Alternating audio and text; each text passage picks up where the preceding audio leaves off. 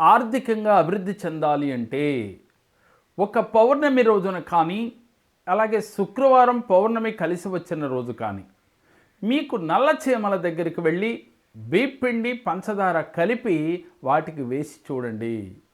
ఇలా 4 శుక్రవారములు లేక 11 శుక్రవారములు చేసేలోగా మీరు చేస్తున్న ఉద్యోగ వ్యాపారాలలో ఆర్థికంగా అభివృద్ధి చెంది మీకు అష్టైశ్వర్య ప్రాప్తి కలిగి తీరుతుంది.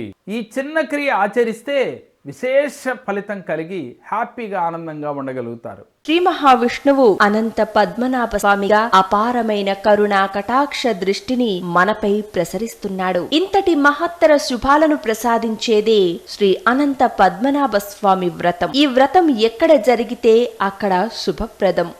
ఈ వ్రతంలో ఎవరు పాల్గొన్నా వారి జీవితం మంగళప్రదం. అన్ని సమస్యలకు ఇదే పరిష్కారం.